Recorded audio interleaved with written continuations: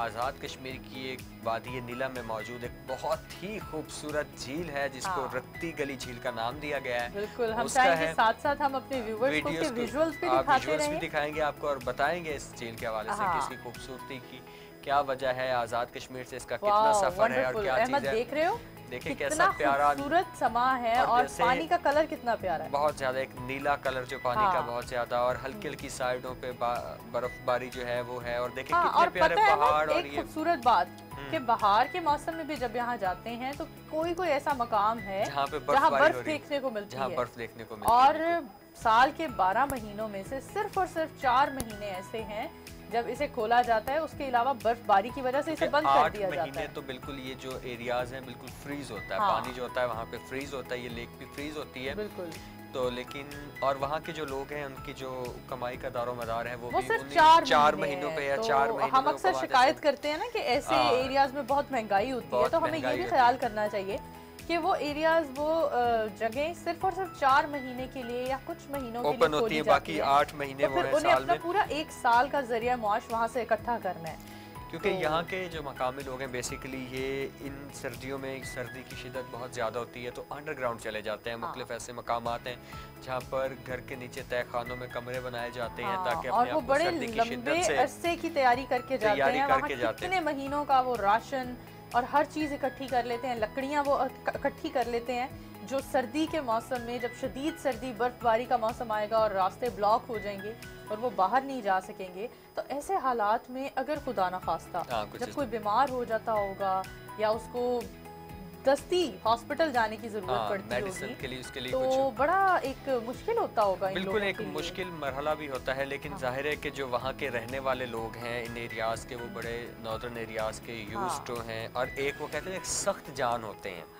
Mummy daddy burger भी होते हैं वो। नहीं, एक और बात अहमद, जिस इलाके में हम पैदा होते हैं ना, बिल्कुल हमें अल्लाह ताला की वहाँ के मौसम के हवाले से मौसम की तरफ से हम वहाँ की हमारी बॉडी के अंदर वो चीज हो जाती है कि हम वहाँ का मौसम बर्दाश्त करने के काबिल होते हैं। बिल्कुल काबिल। जैसे अब कराची के लोग हैं वो जब लाहौर आते हैं तो उन्हें बहुत ज्यादा सर्दी लगती है, बिल्कुल बहुत, क्योंकि आमतौर पर कराची में इतनी सर्दी नहीं देखने को मिलती, और जब लाहौर वाले इस्लामाबाद जाते हैं, मरी जाते हैं, तो वो हमारी वहाँ बस हुई होती है। और ये अभी जैसे आपने जिक्र किया, अभी कुछ दिन पहले हमारे कराची से एक दोस्त आए हुए थे, तो जब यहाँ पे आए उन्होंने कॉल की, अपना यहाँ पे घर है तो फैमिली उनकी वैसे कराची शिफ्ट है, यहाँ प्रॉपर्टी का काम कर, जब उनको मिलने गया ना तो वो हीटर के आगे ना बिल्कुल मतलब जैसे बंदा क्रू पे बैठा होता है ऐसा ही है। तो ही सेड के यार, उसने कहा कि मैं एक्सपेक्ट नहीं कर रहा था कि इतनी ज्यादा सर्दी थी, मैं तो 2 महीने बाद कराची से आया हूँ, मुझे नहीं पता था कि लाहौर में ये हाल हुआ है।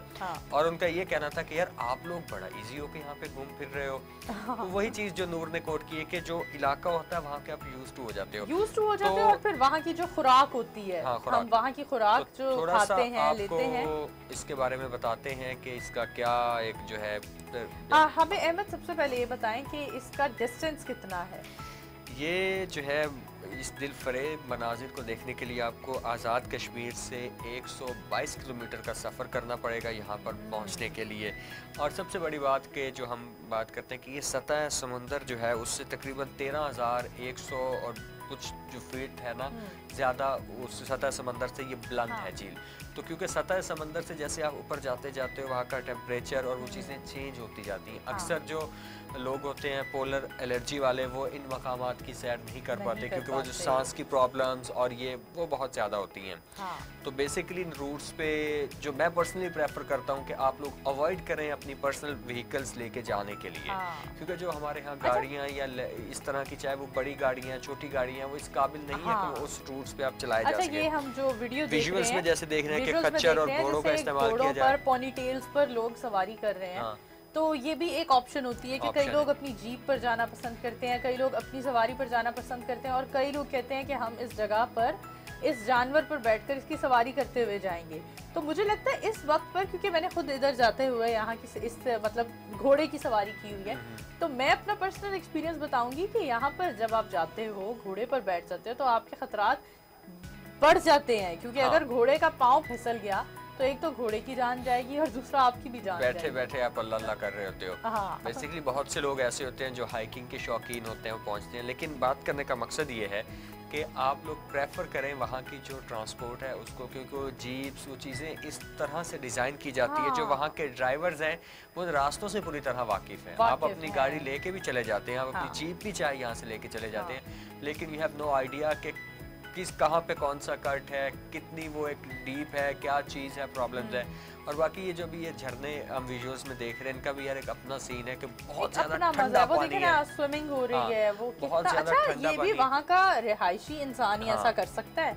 हम लोगों जैसा जो टूरिस्ट है वो वहाँ जाकर उस पानी में स्विमिंग नहीं करने का अवॉइड करना चाहिए। लोग जाते हैं मुख्तलिफ जगहों पे, झीलों पे, तो लोग करते हैं स्विमिंग, लाइफ जैकेट्स का इस्तेमाल करते हैं, लेकिन जब हमें जीप में हम जाते हैं तो जीप में जाने के बाद भी हमें आधा घंटा पैदल सफर करके वहाँ तक पहुँचना पड़ता है। हाँ जी बिल्कुल, बिल्कुल जीप पर ही हम वहाँ डायरेक्ट नहीं पहुँच जाते। तो वो लोग जो चल नहीं सकते हैं या बीमार रहते हैं, तो हमें उन्हें ले जाने से ऐसी जगह पर परहेज करना चाहिए। परहेज करना चाहिए। लेकिन ऐसे मकामात की सैर ज़रूर करनी चाहिए। अभी जो झरनों वाली बात हो रही थी कि आप इसके अंदर कुछ भी जो पानी आ रहा है ना, आप उसमें कोल्ड ड्रिंक या पानी आप लेके जाते हैं, इवन कि सर्दी का तो चलो एक और है, अगर आप गर्मी में भी जाते हो तो इतना ठंडा पानी होता है कि आप बर्दाश्त नहीं कर सकते उसको, आपको ना एक कपकपी तारी हो जाती है। हम तो जब ऐसे एरियाज की सैर पे जाते हैं तो अक्सर पानी की बोतलें, कोल्ड ड्रिंक्स ये वो जाके लटका देते हैं ऐसे झरनों में, तो वो जब आप निकालते हो कुछ एक आधे मिनट के बाद, ज्यादा भी नहीं, तो वो फ्रीज होने के करीब होती है। एक बड़ा ना एक प्यारा सा वो एक ये जो हम विजुअल देख रहे हैं बहुत ही सूदिंग है। हम वाटर का कलर देखें आप अहमद, कितना खूबसूरत है, प्यारा, और हर जगह पर अलग रंग आ रहा है। किसी चश्मे में पानी का रंग और सफेद है, झील में पानी का कलर बिल्कुल अलग है। स्पेसिफिकेशन ये है कि एक तो पानी बहुत साफ प्यारा, दूसरा इसका जो कलर है वो 12 महीने आपको ना ब्लू ही मिलेगा, नीलगू पानी होगा इसका।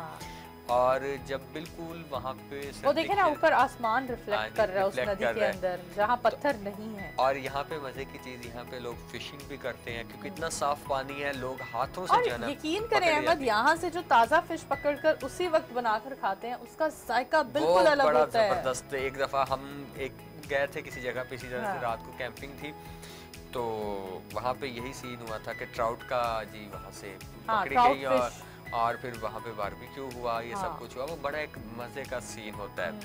तो माशाल्लाह वहाँ के कुछ मकामी लोगों ने खौफजदा भी किया था।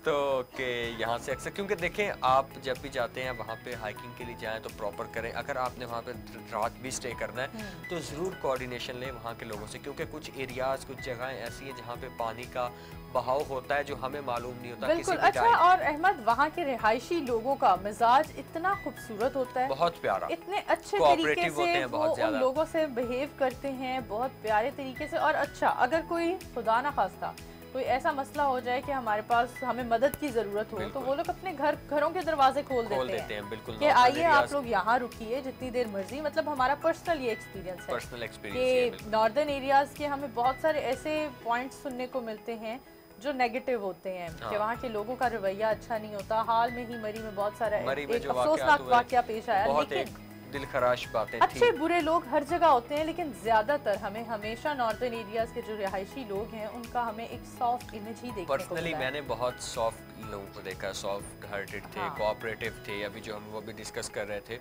वो ये था कि हमें उस चीज़ का आइडिया नहीं था, लेकिन वहाँ से पानी का बहाव था। जब हमने कैंपिंग की, वहाँ से 2 लोग आए, उन्होंने कहा कि भाई यहाँ पे जिस जगह पे आप लोग हैं ये बड़ी खतरनाक जगह है। तो हमने आगे से कहा कि जी क्या खतरनाक है, यहाँ पे कोई चुड़ैलों का साया। तो वो आगे से ना बड़ा पोलाइटली कहते भाई और कोई खतरा नहीं, यहाँ पे आप बैठे हैं ना, और ज्यादा कुछ नहीं होता। यहाँ से किसी टाइम भी हजारों क्यूसिक का जो एक सैलाबी रेलाता होता है वो सब कुछ बहा के लेके जाता है, वो जैसे नहीं एक मतलब नॉर्मल होता है। अच्छा, और हम लोग जब वहाँ जाते हैं ना तो हम लोग बड़ा एक फ्रेंड जोन में होते हैं, और वहाँ शुगल हंसी मजाक, लाइक किसी बात पर आपने सीरियस तो होना ही नहीं है। तो हम जितने भी टूरिस्ट जाते हैं उन सबका यही रवैया होता है कि बस हंस रहे हैं, हंसी मजाक चल रहा है, कहके लगे हुए हैं, शुरू हुए हैं।